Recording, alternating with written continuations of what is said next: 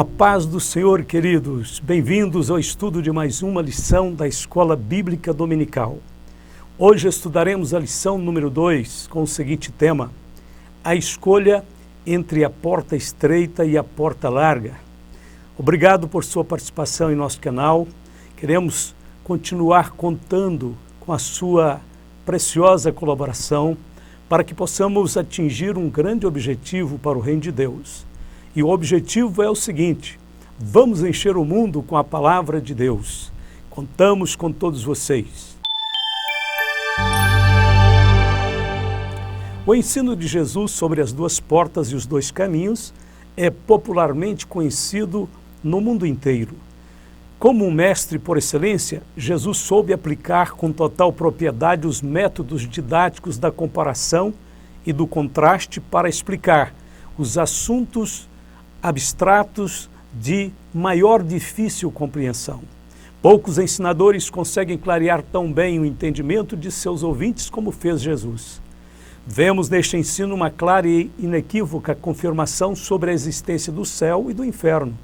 A analogia empregada por Jesus tem uma única finalidade: revelar as duas realidades espirituais que envolvem o destino eterno da humanidade. A ideia dos dois caminhos vem desde o Antigo Testamento, onde lemos: porque o Senhor conhece o caminho dos justos, mas o caminho dos ímpios perecerá. Salmo 1, verso 6. E a este povo dirás: assim diz o Senhor, eis que ponho diante de vós o caminho da vida e o caminho da morte. Jeremias 21, verso 8. Em síntese, o ensino de Jesus sobre as duas portas e os dois caminhos esclarecem que, primeiro, só existem dois lugares para se passar a eternidade, céu ou inferno. Segundo, as nossas escolhas são livres, mas os resultados são compulsórios. Terceiro, as questões da fé não podem ser julgadas com base em estatísticas, pois nem sempre a maioria está com a razão.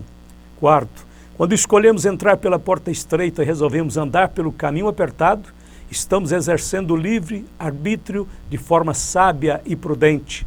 Isto pode custar algum sacrifício, porém o Senhor nos garantiu que valerá a pena. Fica claro neste ensino que Jesus quer que todos levem a sério as realidades dos dois caminhos e que estejam atentos aos indicativos divinos para seguir o caminho da vida eterna. E aos teus ouvidos ouvirão a palavra que está por detrás de ti, dizendo: este é o caminho, andai nele, sem vos desviardes nem para a direita, nem para a esquerda. Isaías 30, 21. Paulo disse: milita a boa milícia, Timóteo, toma posse da vida eterna, para a qual também foste chamado, tendo já feito boa confissão diante de muitas testemunhas. 1 Timóteo 6, verso 12. Ponto de número 1, portas e caminhos. Em Gênesis 6, verso 12, lemos: porque toda a carne havia corrompido o seu caminho sobre a terra. Tomando as palavras carne e caminho em sentido literal, o texto perde o significado por completo.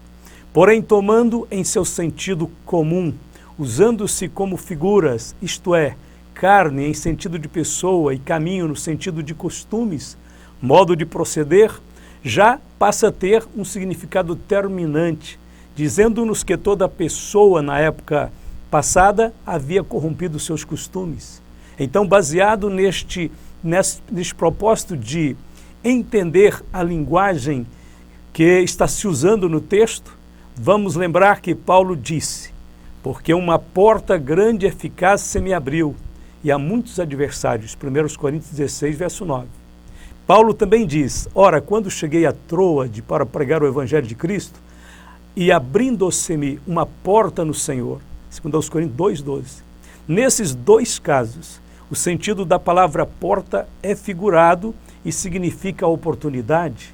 No ensino de Jesus, a porta estreita também tem o sentido figurado e aponta para a decisão de viver de acordo com os princípios do reino de Deus, a decisão de seguir a vontade perfeita de Deus.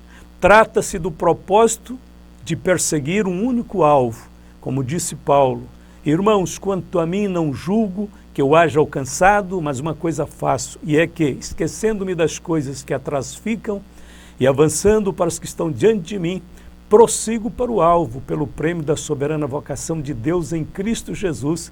Filipenses 3, 13 e 14. O caminho apertado. Novamente encontramos uma outra expressão com sentido figurado. O caminho apertado trata-se da conduta ou da maneira de viver que evidencia a salvação. Os chamados por Deus são desafiados a abandonar a velha vida para viverem para Deus. Portanto, se já ressuscitastes com Cristo, buscai as coisas que são de cima, onde Cristo está sentado à destra de Deus. Pensai nas coisas que são de cima e não nas que são da terra, porque já estáis mortos e a vossa vida está escondida com Cristo em Deus. Colossenses 3, de 1 a 3. O caminho estreito é caracterizado pelo despojamento da carne e pelo revestimento do novo homem, que quanto ao trato passado vos despojeis do velho homem, que se corrompe pelas concupiscências do engano, e vos renoveis no espírito do vosso sentido, e vos revistais do novo homem, que segundo Deus é criado em verdadeira justiça e santidade. Aos Efésios 4, 22 e 24. Num certo sentido, os dois caminhos estão dentro de cada um de nós, e cabe a nós decidir qual dos dois caminhos será o nosso caminho. Porque a carne cobiça contra o espírito e o espírito contra a carne, e estes opõem-se um ao outro para que não façais o que quereis. Gálatas 5,17. Como filhos de Deus, devemos escolher o caminho da vida, o andar no espírito, para não cumprirmos as concupiscências da carne, que é o caminho largo. Nesse sentido, a cruz é a porta de entrada. E os que são de Cristo crucificaram a carne com as suas paixões e concupiscências. Se vivemos no Espírito, andemos também no Espírito. Gálatas 5, 24 e 25. O que Jesus queria dizer quando disse: eu sou a porta e eu sou o caminho? Jesus queria dizer que é somente por meio dele que podemos dar início à nova vida, e é somente através dele que podemos ter a manutenção da nova vida. Se alguém aceita Jesus e depois se esquece dele, inevitavelmente irá perecer. Devemos ser sustentados diariamente pela sua presença durante toda a caminhada da vida cristã, porque nele vivemos e nos movemos e existimos. Atos 17, 28. Jesus é o princípio, o meio e o fim, o autor e consumador da nossa fé. O profeta Naum, lá num longínquo passado, também disse: o destruidor está já diante de ti, guarda a tua fortaleza, observa o caminho, esforça os lombos, fortalece muito o teu poder. Naum capítulo 2, verso 1. Neste texto, o destruidor é Satanás, o inimigo da nova vida. A fortaleza é a igreja do Senhor. Devemos protegê-la dos críticos e dos céticos, dando um bom testemunho do Evangelho. A expressão observa o caminho é Jesus Cristo. A Bíblia diz que devemos olhar para Ele, totalmente para Ele o tempo todo. Esforça os lombos, fortalece muito o teu poder. Isto é o mesmo que Paulo disse aos Efésios: no demais, irmãos meus, fortaleceis no Senhor e na força do seu poder, revesti-vos de toda a armadura de Deus para que possais estar firmes contra as astutas ciladas do diabo, aos Efésios 6, 10 e 11. Por conta de o caminho estreito ser o caminho da vida, ele também é um caminho oculto. Jesus disse: e poucos há que a encontrem. Mateus 7,14. É fácil encontrar uma religião, uma igreja, mas é difícil encontrar o caminho. O tabernáculo de Moisés, coberto de peles de texugo no deserto, também era um caminho oculto. As nações não podiam entender porque Israel ficava acampado ao redor do tabernáculo. O que havia de especial ali? É preciso adentrar nas tendas do Senhor para compreender que este caminho, que é oculto aos olhos do mundo, é o caminho da glória e da manifestação sublime de Deus. O caminho apertado que Jesus anunciou é também um caminho solitário. O mundo não irá com você por ele, o mundo não gosta dele, o mundo não quer ele, até que aconteça um milagre na vida dessa pessoa. Mas o pai não pode salvar o filho não pode salvar o pai. Neste caminho, vai um de cada vez e cada um tem que decidir, porque cada um dará conta de si mesmo a Deus. E por fim, o caminho apertado é também um caminho protegido. Neste caminho não temos que ficar preocupados, ansiosos, temerosos, porque o Senhor Deus cuidará de nós. Jesus disse que Ele cuida dos pássaros e por que não cuidará dos homens? Por que não cuidará dos seus filhos, que valem muito mais do que dos pássaros? É um caminho protegido. Porta larga e caminho espaçoso. Entrai pela porta estreita, porque larga é a porta, espaçoso o caminho que conduz à perdição, e muitos são os que entram por ela. Mateus 7,13. A porta larga e o caminho espaçoso apontam para uma vida sem Cristo. É o caminho da maioria das pessoas deste mundo. É o caminho onde a verdade é relativa, os valores morais são desprezados.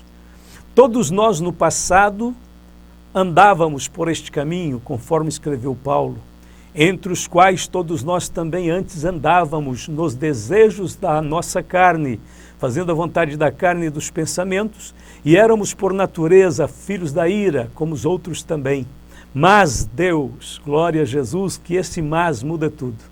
Mas Deus, que é riquíssimo em misericórdia pelo seu muito amor com que nos amou, estando nós ainda mortos em nossas ofensas, nos vivificou juntamente com Cristo, pela graça sois salvos, e nos ressuscitou juntamente com Ele, e nos fez assentar nos lugares celestiais em Cristo Jesus, para mostrar nos séculos vindouros as abundantes riquezas da sua graça, pela sua benignidade para conosco, em Cristo Jesus, aos Efésios 2, de 3 a 7.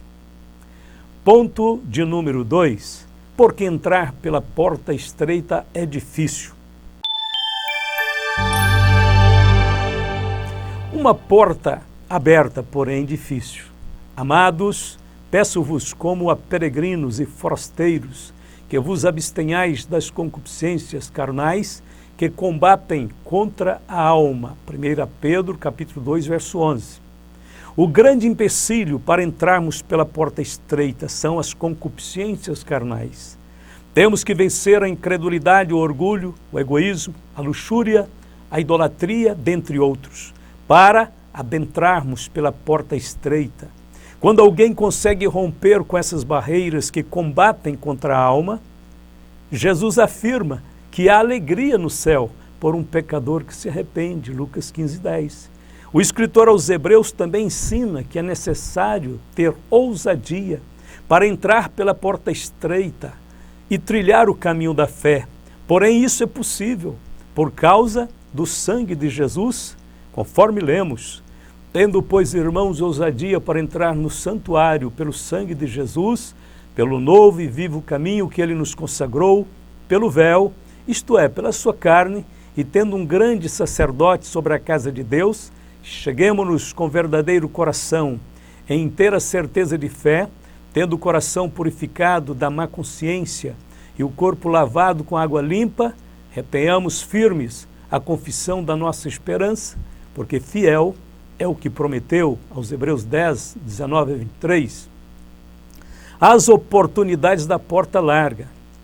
O apóstolo João descreve o mundo como sendo um conjunto de concupiscências e soberba. Não ameis o mundo nem o que no mundo há. Se alguém ama o mundo, o amor do Pai não está nele. Porque tudo o que há no mundo, a concupiscência da carne, a concupiscência dos olhos e a soberba da vida, não é do Pai, mas do mundo. E o mundo passa e a sua concupiscência, mas aquele que faz a vontade de Deus permanece para sempre. 1 João 2, 15 a 17. Este é o perfil do mundo, que movimenta, atrai e seduz as pessoas ao pecado. Tragicamente, todos os que amam o mundo ficarão de fora do reino de Deus. As razões das exigências. A porta larga permite que os homens passem por ela com todas as suas bagagens carnais. A porta estreita não permite. É necessário nascer de novo. A razão dessa exigência é que os caminhantes da porta estreita, ao passarem por ela, se tornam peregrinos da pátria celestial. mas agora desejo uma melhor, isto é, celestial. Pelo que também Deus não se envergonha deles, de se chamar seu Deus, porque já lhes preparou uma cidade. Aos Hebreus 11:16. Glória a Deus por isso. Ponto de número 3. Entrando pela porta e pelo caminho do céu. Arrependimento de pecados. Arrependei-vos, pois, e convertei-vos, para que sejam apagados os vossos pecados e venham assim os tempos do refrigério pela presença do Senhor. Atos 3:19. O conceito bíblico de arrependimento vai além da mudança de mente. Passa também pela convicção da quebra da lei, da rejeição do pecado e da necessidade de um Salvador. Somente Deus pode operar o verdadeiro arrependimento em nossos corações. Como lemos, e ouvindo estas coisas, apaziguaram-se e glorificaram a Deus, dizendo: na verdade, até os gentios deu Deus o arrependimento para a vida. Atos 11:18. Ainda outro texto que mostra que é Deus quem dá o arrependimento. Romanos 2, verso 4. Ou desprezas tu as riquezas da sua benignidade e paciência e longanimidade, ignorando que a benignidade de Deus te leva ao arrependimento? A convicção do arrependimento é operada mediante a pregação da palavra de Deus e da ação do Espírito Santo. Foi assim que aconteceu no dia de Pentecostes. Ouvindo eles isto, compungiram-se em seu coração e perguntaram a Pedro e aos demais apóstolos: que faremos, varões irmãos? E disse-lhes Pedro: arrependei-vos, e cada um de vós seja batizado em nome de Jesus Cristo para o perdão dos pecados, e recebereis o dom do Espírito Santo, porque a promessa vos diz respeito a vós, a vossos filhos e a todos os que estão longe, a tantos quantos Deus nosso Senhor chamar. E com muitas outras palavras, isto testificava e os exortava, dizendo: salvai-vos dessa geração perversa. De sorte que foram batizados os que de bom grado receberam a sua palavra, e naquele dia agregaram-se quase 3.000 almas. Atos 2:37 a 41. Confissão de pecados. Quando alguém pecava na antiga aliança, tinha que confessar o pecado e oferecer sacrifícios pela expiação do pecado. Levíticos 5, verso 5. O mesmo acontecia nos dias de João Batista. A Bíblia diz: então ia ter com ele Jerusalém e toda a Judéia e toda a província adjacente ao Jordão, e eram por ele batizados no rio Jordão, confessando os seus pecados. Mateus 3, 5 a 6. A confissão tem um poder terapêutico e libertador. Além disso, é o caminho para colocarmos a vida sob a luz de Deus, aonde temos a completa restauração. Conforme lemos, se dissermos que temos comunhão com Ele e andarmos em trevas, mentimos e não praticamos a verdade. Mas se andarmos na luz como Ele na luz está, temos comunhão uns com os outros, e o sangue de Jesus Cristo, seu Filho, nos purifica de todo o pecado. Se dissermos que não temos pecado, enganamo-nos a nós mesmos e não há verdade em nós. Se confessarmos nossos pecados, Ele é fiel e justo para nos perdoar os pecados e nos purificar de toda injustiça. Primeira carta de João, capítulo 1, versos de 6 ao 9. A Bíblia também diz que o que encobre as suas transgressões nunca prosperará, mas o que as confessa e deixa alcançará misericórdia. Provérbios 28, 13. Produzindo frutos de arrependimento. E vendo ele muito dos fariseus e dos saduceus que vinham ao seu batismo, dizia-lhes: raça de víboras, quem vos ensinou a fugir da ira futura? Produzi, pois, frutos dignos de arrependimento. Mateus 3, 7 e 8. João Batista exigia que os novos convertidos apresentassem frutos na vida, como marcas do verdadeiro arrependimento e da genuína conversão.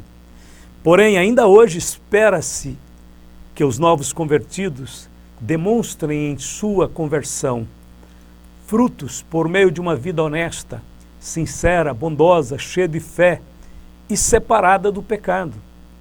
Porque a terra que embebe a chuva, que muitas vezes cai sobre ela, e produz erva proveitosa para aqueles por quem é lavrada, recebe a bênção de Deus. Mas a que produz espinhos e abrolhos é reprovada, e perto está da maldição, e o seu fim é ser queimada. Mas de vós, ó amados, esperamos coisas melhores, e coisas que acompanham a salvação, ainda que assim falamos, aos Hebreus 6, versos de 7 a 9. Louvado seja Deus. Vamos para a conclusão da lição. Nós louvamos a Deus pela porta estreita e pelo caminho apertado. Afinal de contas, este é o maravilhoso caminho da vida.